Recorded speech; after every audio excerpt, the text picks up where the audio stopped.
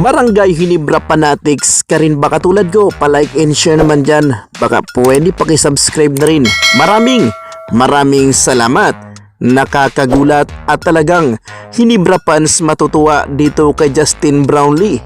May matinding pangako sa mga nagmamahal dito sa Barangay Hinebra. Samantalang Coach Timcon nilinaw kung ito ba ay may iniiwasan. Yan ang mga pag-uusapan natin sa bidyong ito. So mga boss, napakarami ang nagsasabi na ang Barangay Hinebra nga daw ay talagang sadya nga daw itong umiiwas dito nga sa mga malalakas na mga team.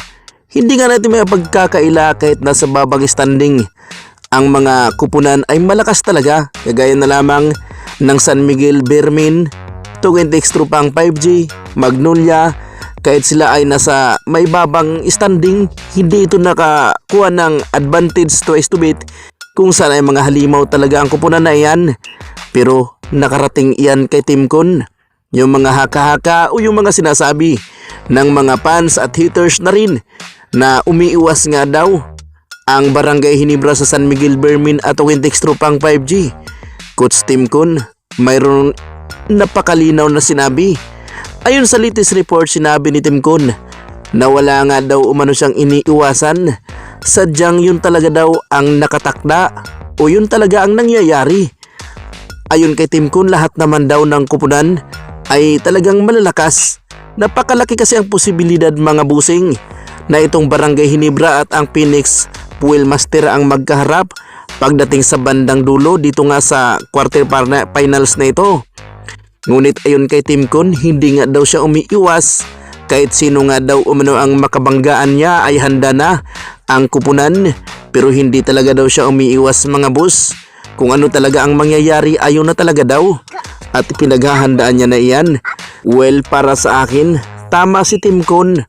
Dahil kahit nasa ibabang standing ang mga iyan ay malalakas talaga at mapapalaban din talaga ang Barangay Hinebra dyan. Lalo na nga sa ngayon na dihadong-dihado ang Barangay Hinebra mga busing pagdating sa front court position, lalo na't hindi pa sigurado na makakabalik si Japit Aguilar. Pero na magandang balita dahil nakapag-practice sumasama na si Japit. Sa kabilang banda, good news ito. Bilang solid fans ng Hinebra ay talagang matutuwa dito sa sinabi ni JB.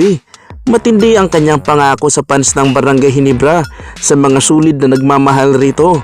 Hindi niya nga daw bibugyuin at ipapakita niya na nga daw umano ang tunay na Justin Brownlee. Magsisimula na nga daw sa kanilang bakbakan ngayong linggo. Ibang Justin Brownlee nga daw ang ating mapapanood. Well, napakagandang balita yan sapagkat yan din ang inaasahan natin. Sa ngayon hindi pa nga tinudo ng Barangay Hinebra ay maganda na ang kanila ipinapakita na talagang busog na busog ang mata ng Hinebra fans.